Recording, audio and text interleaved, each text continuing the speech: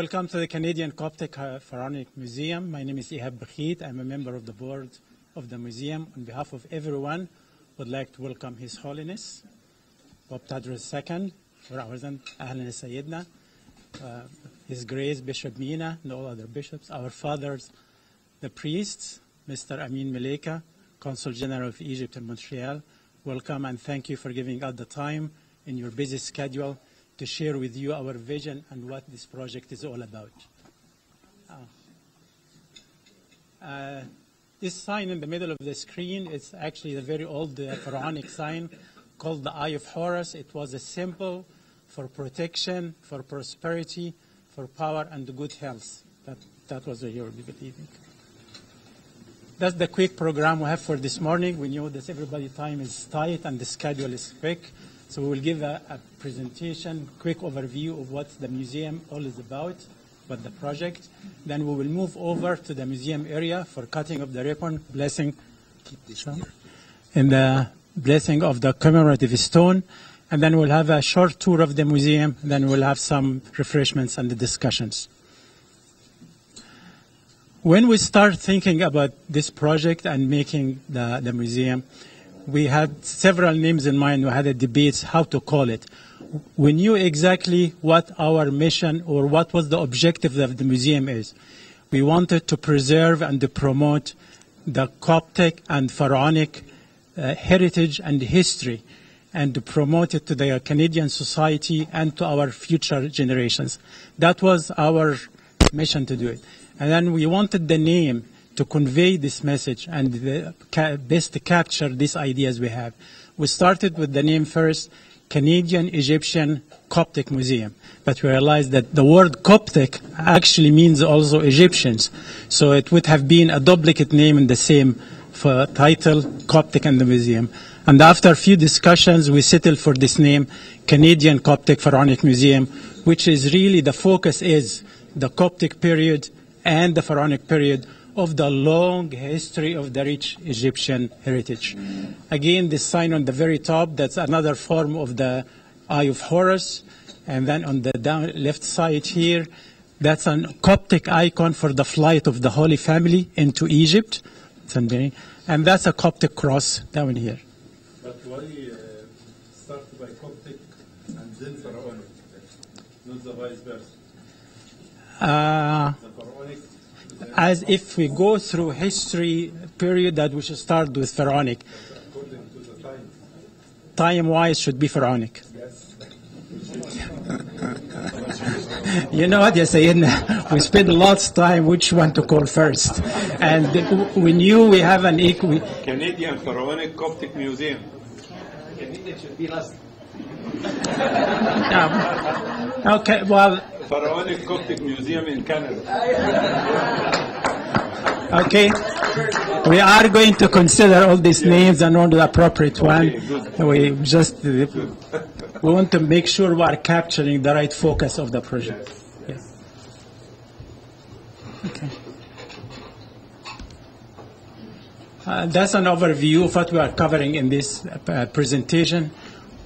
What is the background and how it all came about? What we are trying to achieve? What's our mission and objectives? Who are the board members? What their qualifications? Description of the project? What type of collections we have? And then a quick update about the project. Some of the services and the activities we already started and initiated, and our future plan for this project. To talk about the Egyptian Museum, we need to talk about the Egyptian community in Canada and why is this need for the museum came about. The first Egyptian immigrants start coming in Canada in the early 60s, and it has grown exponentially ever since. They now represent an important part of the multicultural society in Canada. From a small beginning of literally few families, it's now estimated to be around 400,000 in Canada and 100,000 in the Greater Toronto area. There is no exact statistics because there is no formal ones about it, but that's the estimate we have. The last number we have is from Canada Census 2006, and these numbers obviously are outdated now. So that's what we have. But mostly this, in general, this community is successful, they are peaceful, and really have a strong feeling and love for their old country and the old Egyptian history and heritage. They are reflecting what the late Pope Shenouda said: Egypt is not a country that we live in, but a country that lives within us. They wanted to bring part of this rich heritage with them here as a reminder, and to keep it for their future generation, their children, and to share it with the community at large. The Canadian Coptic Center took the lead and decided to start this project to fulfill this need and to use it as an outreach to our own community and to the rest of the communities.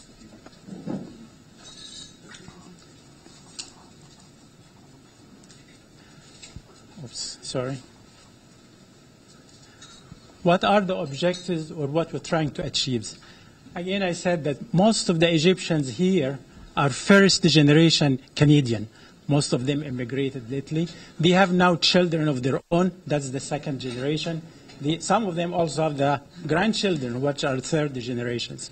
So what they were trying to do to preserve this heritage and this history to this generation and the future generations to come. They also believe that the Egyptian culture and the heritage is part of the larger human civilization, because it was a root of many of the other civilizations in the world, being the oldest. So when this museum will connect with other communities here in Canada because of the shared history. We want to increase the interest and the general knowledge of the Egyptian history of the civilization, and also connect with other culture. Canada is a great country. It's a multicultural society. They promote the multiculturalism, and they, as a peaceful coexistence, they want understanding between the communities. This museum will increase the understanding with other communities, and they will bring better relation. We want to have a center of education and learning, and of course, being in the current time, everything has to be digital and connect to the younger generations and connect to the people. So everything will be on the web after that.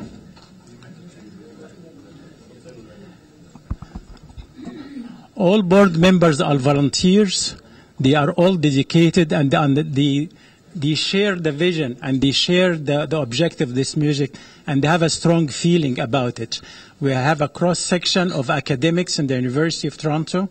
We have accountants, we have project managers, Egyptologists, art designers, and the driving force behind this project and the person who planted the seed for this project is Father Angelos Saad. Thank you, Father Angelos. He put the idea forward, and we started working around it. We also drew on different skills and talents whenever we need any specialized skills.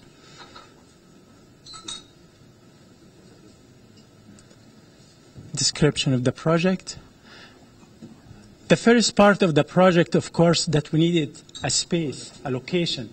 We need a place we can put our collection, we can conduct our activities, we do our services. And we found that in this building, as a starter, the CC2, we have a dedicated space for the museum now.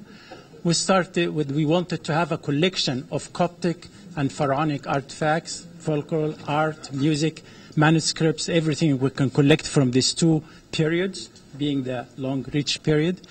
Book library about Egyptology and Coptology, computer center and digital library, and of course we want to have a website where we can share all this information digitally with everyone and to be accessed. And then we want to have programs and activities for the community, schools and different. Egyptian history is part of Ontario curriculum in the history. I believe grade 10 or 11, I'm not sure. So conducting a school trip to this museum will be part of their study. And by bringing them here to look at the Egyptian history, they can also look at the Coptic section and understand another period of the Egyptian history. And of course, as any museum, people like to come and they buy some souvenirs to take them away home. So we'll have a gift shop as well. That's the space we're occupying now, the floor plan. It's about 6,000 square feet, and you can see the two main sections. There's the Coptic exhibit area, and then the Pharaonic exhibit area, and there is also a computer room and library. We will show it to you when we go for the tour. Here are the type of collections we have. We have four main collections. One is the Pharaonic collection, and we are concentrating on King Tut collection as a starter. And the reason we're really concentrating on King Tut because it's worldwide known. A few years ago, there was a tour for his collection in North America, and it was extremely successful. The media covered it widely. The people were lining for hours just to get in and see this collection. And we thought by starting by this collection will attract the more attention for this. Second collection is the Coptic, all the icons, the manuscripts, pictures, and we have quite a few of them now. Book collection, we have books in three languages. We have English, French, and Arabic. And we have the three languages. We're trying to expand the collection as much as we can in this area. And of course, the digital collection, one of the materials we brought, there's a virtual tours on the computers, show the old churches of Cairo, like Knesset-el-Ma'ala'a and the other churches, and the old monasteries. And you can go and do with picture and the history and visit each one of them. We also have thousands of old manuscripts from the Coptic Museum, from the British Museum, from Vatican Museum. We have them all digitally. We still need to be organized and collected and bound. Update on the project. As I said, we have now about 6,000 square of space, and that's far than where we started, which was a very little small room. And we have the Coptic and the Pharaonic areas have been prepared and put the exhibits already. We have computers which are loaded with some of the materials, and more is still to be added. And digital manuscripts that we have these manuscripts now. They need to be put either on server or to be connected to a secure website so people can access and look at them. Audiovisual equipment, and then we have all the display cabinet and the lighting also purchased.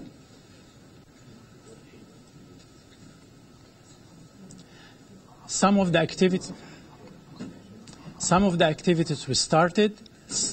Some tours we just initiated to see what we have. Show to people. The museum website is being developed. We have now a beta version which is being tested before a formal launch.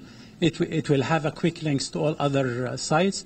We brought a couple of guest speakers. One talked about the Holy Family flight to Egypt.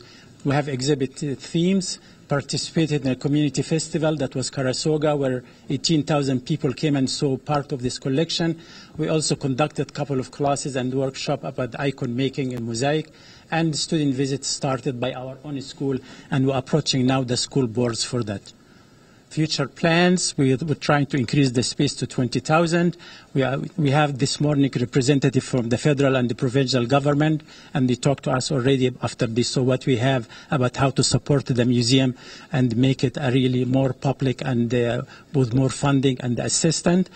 And we will try to increase our collection, of course, expand our computer research center by specialized software and hardware, increase the programs for students and for academics, prepare a sound and light show. We plan to host an Egyptian festival, and the new space which we will have will be a layout of the King Tut tomb. That's when we have the new space and we have the facility to prepare these things. We'll have a tour and see some of these pieces we have now. And so that's a quick overview. We hope that we give you an idea what this project is all about and whoever it's in. We hope by the next time His Holiness come to visit us, we will have most of these goals achieved with your prayers and thanks. I hope, because the Copts are in Egypt and in Sudan, I hope the activities of this museum is wonderful idea to extend the civilization of Sudan. Yes, Nubia Kingdom. Yes, very important to include Sudan here, not Egyptian only.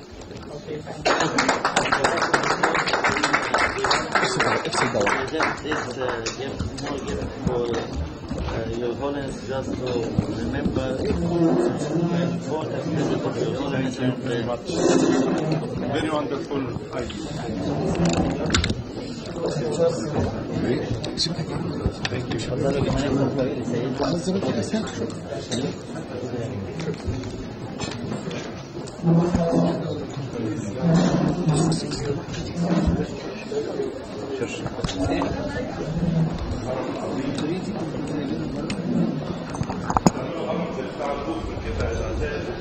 تديني المايك بحاول اشوف ايه عايز طيب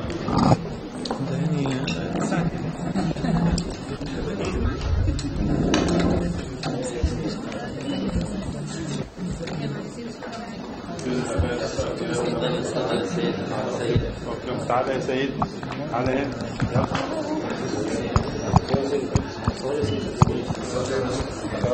فين البكرات فين البكرات كان براني مبيوتني مشينا لما سواب ونوتي نوتي في زمروت نجيب نوتي بيربيهم تكراتور امين في زمروت نجيب في منغانيس نشيري يسوس بغرسو بالشويس امين في زمروت نجيب ابن ما يسوى بن باراكليتو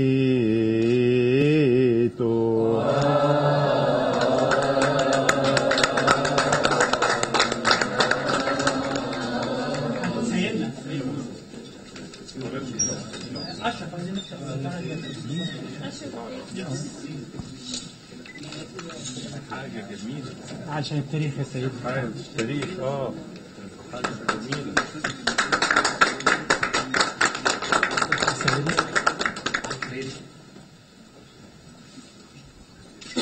في من أعضاء مجلس الإدارة فيه. أيوة سيدنا هنا في جيجي أيوة.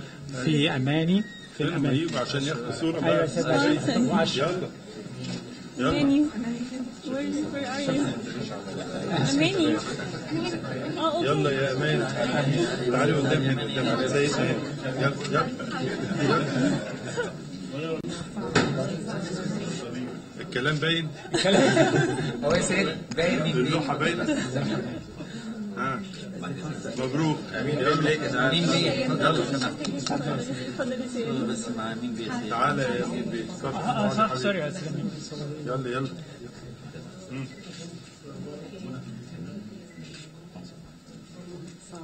برافو برافو برافو يلا قولوا لنا هنعمل ايه؟ نشوف اجدادنا كده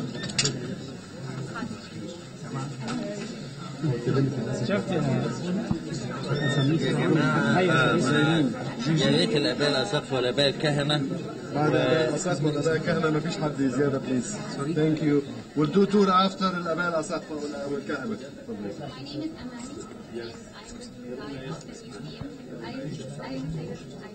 I'm delighted to be the tour guide and I'm going to take you on a short tour of the museum itself. We'll start with this piece here. This just shows us the plan of the tomb. This was found in 1922 by Howard Carter in the Valley of the Kings, of course. And it's the most intact tomb or collection that was ever found dating back to the Egyptian civilization. It took them 9 years to take everything from the tomb to the Egyptian Museum. And because it's the most famous collection, we decided that this would be an excellent example of what we have in Egypt. And it's the introduction to the rest of the expansion of the museum itself. The first piece here is the throne of King Tutankhamun. This was the actual throne that was used by King Tutankhamun during his lifetime.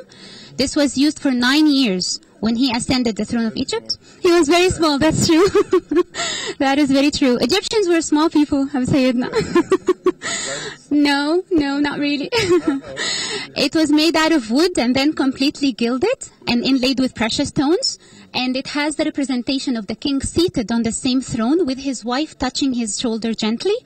And in front of the throne, they have a stool where the king rested his feet upon. And on the stool, they have the representations of the enemies of Egypt during those times, just to show that he had complete control over the borders of Egypt. حاجة سريعة. السبب إن إحنا جبنا الحتة دي عاملينها بالضبط بنفس الماتيريال بنفس الطريقة بنفس التولز اللي عملوا بيها الأوريجينال بيسز.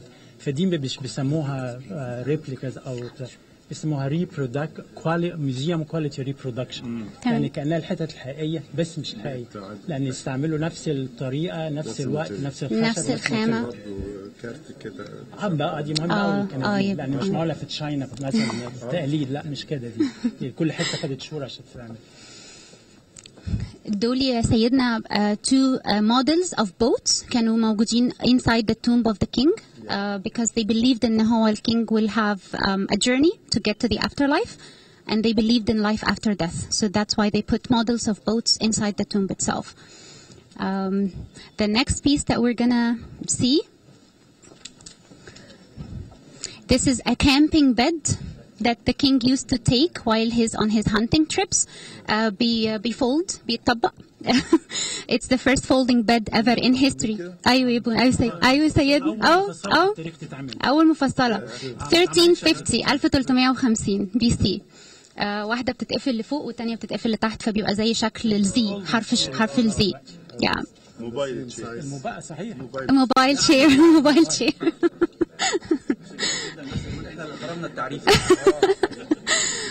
This piece here يا سيدنا, المامي بتاعت the king was found inside 3 golden coffins. This is one of them. It was made out of wood and then completely gilded and inlaid with precious stones. ده واحد من التوابيت اللي كانت احتوت الموميا بتاعت الملك، والموميا بتاعت الملك كان عليها الماسك بتاع توت عنخ آمون اللي موجود دلوقتي في المتحف. تمام. ده نمرة 3. كان جواه 2 تانيين. تمام. واصغر واحد جواهم، اصغر واحد كان معمول من الذهب الخالص وكان 120 كيلو. من الذهب الخالص يا سيدنا. مش كده. دوت while he's on his hunting trip لازم هيقعد على throne برضو، مش هينفع يقعد على regular chair يعني، فدوت الفولدنج throne اللي كان بياخده معاه في الهانتنج تريبس بتاعه. وديت برضو معمول من الوود وكان inlaid بابني وايفوري، عاج وابانوس. والرجل نفسها معمولة على شكل جوز او وش وزة، والعينين كانت بتبقى inlaid بprecious stones. وبرضو قدام الشير او الثرون برضو another stool with the enemies of Egypt. ما كانش ليها significance غير ان هي بس شكلها كويس وظبطت مع الشير. بالظبط.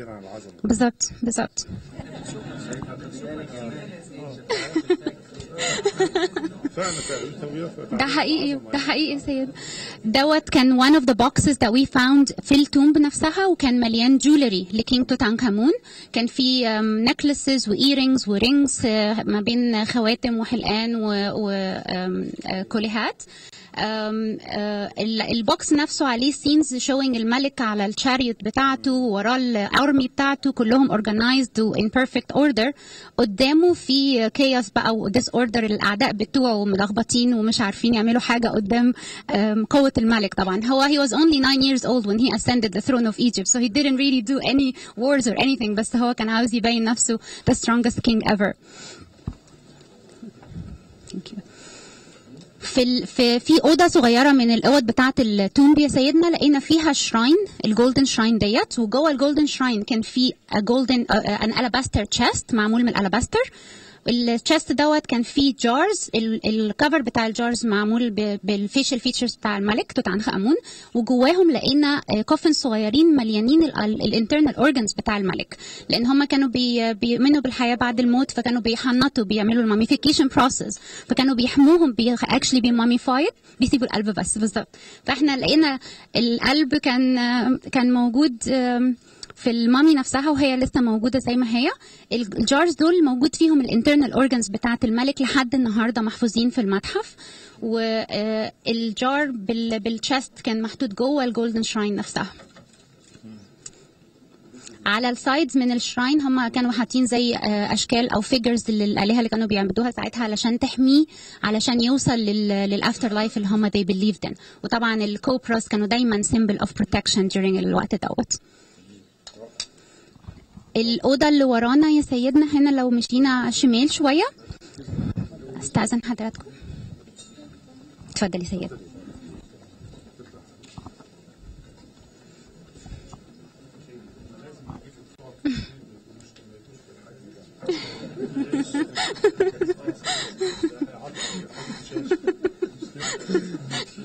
حقيقي سيدنا. اتفضل سيد.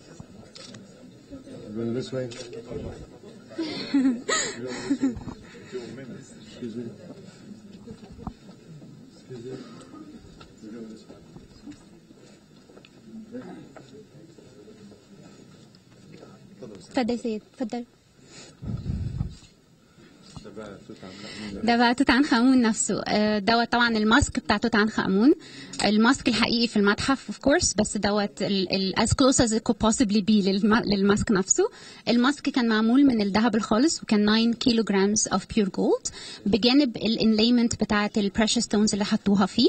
طبعا الفيشل فيتشرز بتاعه الملك نفسه، هم كانوا اعتقادهم وايمانهم ان هو كده بيحفظوا الملامح بتاعه الملك، فلما روحه ترجع يبقى جسده موجود، يبقى ملامحه موجوده، يبقى أعضاءه موجودة، فيقدر يعيش تاني وينجوي كل الحاجات اللي جهزوها له during his lifetime. اللي على السايدز دول يا سيدنا دول 2 statues representing الملك نفسه in black color، علشان يشو ان مصر ساعتها كانت extending all the way لحد حدود السودان زي ما حضرتك أشرت، وهم كان بيحاول يبين ان هو كمان الجزء دوت included في حدود مصر وبرضه تحت سيطرته. هو لابس اللبس الملكي يعني هو ده توت عنخ آمون نفسه. ده توت عنخ آمون نفسه بس نسخة سوداني بالظبط كده بالظبط. فبرضه التمثال معمول من الخشب وحاجات منه معموله بالذهب، والعينين البريشس ستونز اللي هم استخدموها العاج والابانوس ده كان دايما بيجيبوه من السودان ومن النوبه، والذهب كان دايما يجيبوه من النوبه ساعه الوقت دوت. الملك النوبه ده ارض الذهب، ده حقيقي. هو كان عنده 9 سنين لما يعني مسك حكم مصر، فيعني حجم القناع كده يا سيدنا ده الحجم الاساسي في مصر بالظبط. مات صغير 18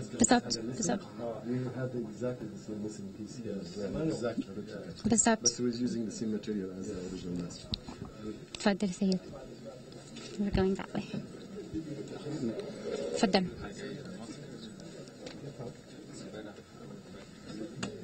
أنا بحاول. Thank you. احنا هنمشي الناحية دي. في أوضة تانية، أهم أوضة في المتحف القبطك أوضة.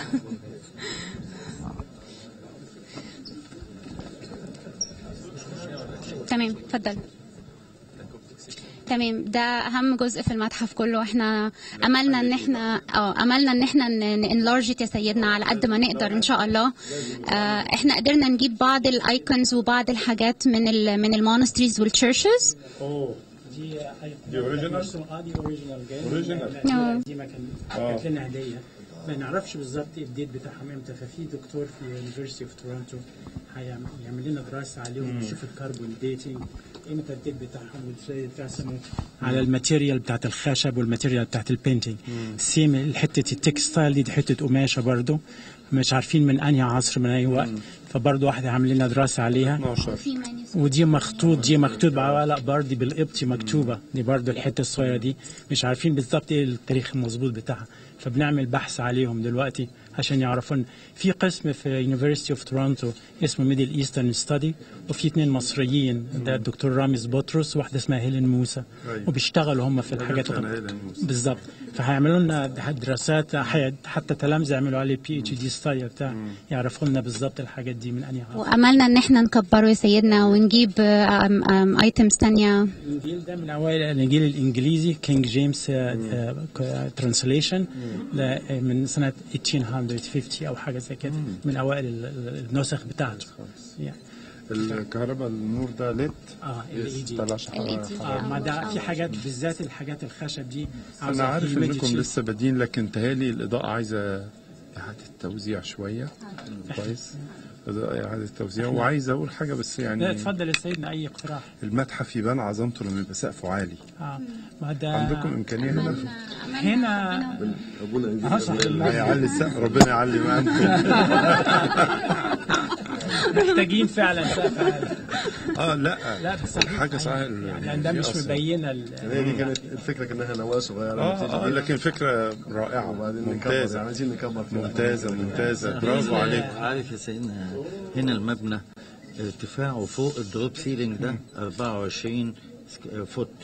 يعني احنا ممكن نشيل الدروب سيلينج ده ونرفع خالص لفوق جدا. التعلية دي تدي يعني عظم، لان فعلا حاجاتنا المصريه يعني حضرتك بتشوف الطرقات بره. الحتت اللي بره دي يا سيدنا حوالي 2-3 متر هاي، يعني واصله للسقف تقريبا، فمنظرها مش باين. ده اتعمل يا سيدنا بس علشان يبقى كده، لكن هو يتشال الدروب سيلينج ده ويندهن او يتعمل توزيعات الكهرباء، لان الكهرباء دي في المتاحف بتبقى يعني هي اللي بتنطق الحاجه. والارتفاع بتاع السقف، لان فعلا يعني الايجيبشن سيفيلايزيشن دي حاجه. احنا املنا يا سيدنا ان شاء الله ان احنا نروح لمبنى مستقل يبقى بس متخصص متحف، ونبتدي بقى بالمواصفات اللي هي المطلوبه للمتحف زي ما بتقول حضرتك. في مصر دلوقتي بيتبنى المتحف الكبير على 119 فدان. ميدون الصغير. ميدون الصغير. لا هم يخلوا الصغير زي ما هو. بس ايه بقى عظمه يعني. المشروع متكلف 5.5 مليار دولار. 5.5 مليار دولار. حاجه ان شاء الله مش بالعظمه دي. بس فكره المتحف انا احييكم عليها. بس سيدنا يمكن نحتاج مساعده في الجزء القبطي، عاوزين حاجات من مصر نظهر ونجيب. يعني نطلع حاجات مصر نجيبها لكم هنا. لا نطلع حاجه. خلينا نعمل زي ايه؟ زي مثلا زي ما بقول القدسك اللي بره دول كلهم حاجات زي الاوريجينال بالظبط، وبس دي مسموح. احنا كندا ممنوع انك تجيب حاجات اوريجينال، ما دخلوها لناش حتى ضد القانون. يعني اي حاجه لازم نوريهم جايه منين والدوكيمنت بتاعها والكلام ده، بس فاحنا عاوزين حاجه زي كده. هو سيدنا قصده يطلع حاجات بس من غير ما حد يدرى خد بالك ان احنا على الهوا.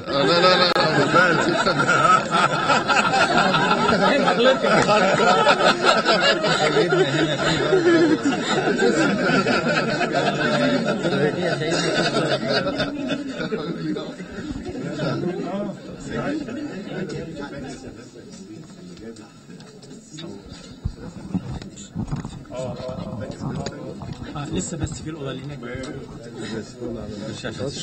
حاضر. اتفضل يا سيدنا. خلاص اخر اوضه.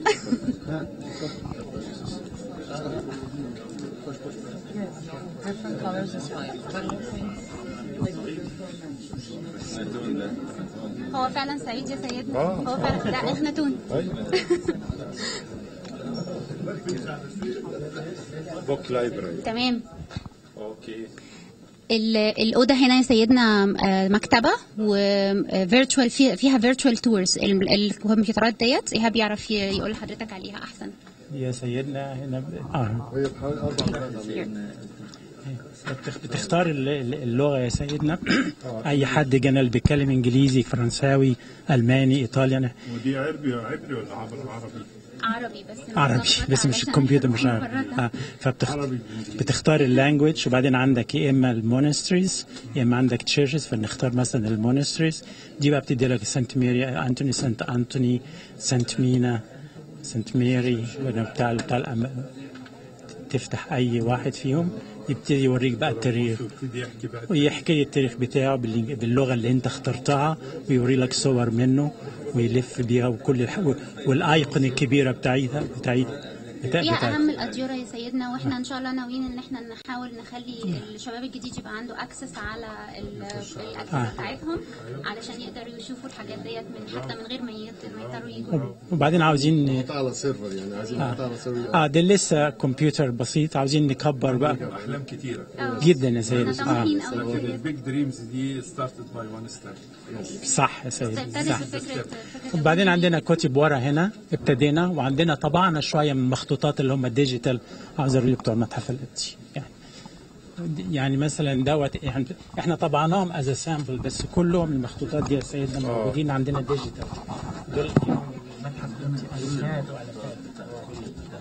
واكشلي عندنا كل المتاحف فعلا. عندكم مخطوطات قبطيه. برافو. بنحاول نكبر وبنحاول. حلاوه المتاحف انها بتكبر مع الايام. لسه مبتدئين يا سيدنا. صور كان بروجريس زي ما بيقولوا يعني.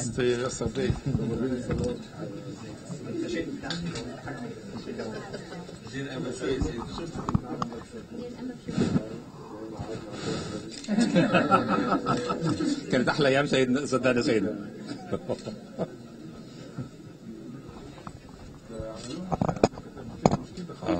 كانت حجارة بس رحناها كانت حجارة. شيء جميل.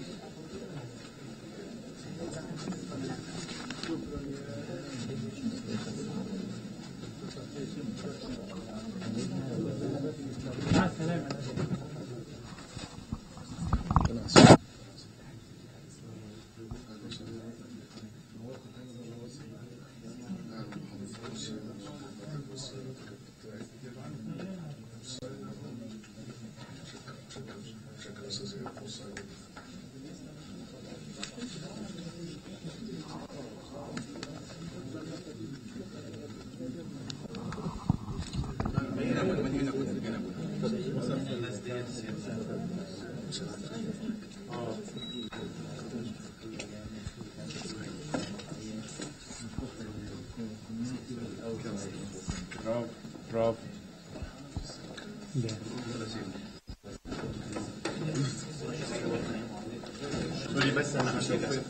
بس انا هشوف الاوضه هنا دي.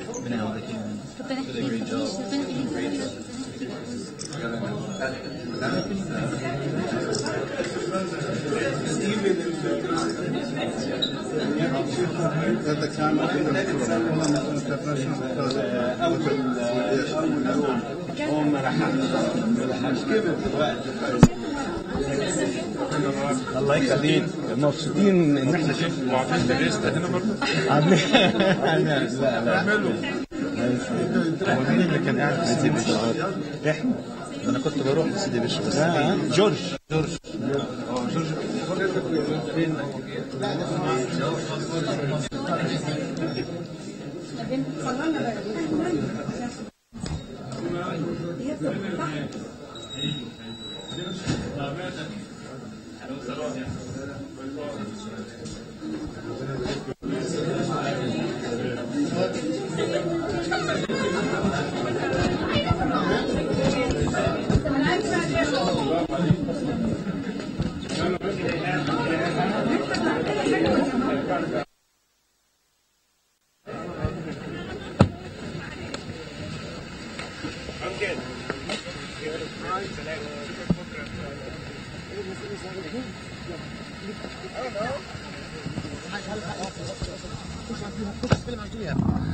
مشاهدينا، كانت هذه جولة قداسة البابا المعظم الأنبا تواضروس الثاني في المتحف الفرعوني القبطي المقام بالكنيسة الجميلة التي كنا نصلي بها اليوم. ويغادر قداسة البابا المعظم الأنبا تواضروس الثاني هذا المكان المبارك إلى مكان آخر في محطة جديدة من محطات جولته في كندا المقدسة بالمواعيد. شكرا لحضراتكم لوجودكم معنا، وكونوا دائما معنا على شاشة قناة CTV لتشاهدوا كل تفاصيل زيارة قداسة البابا تواضروس الثاني لكندا.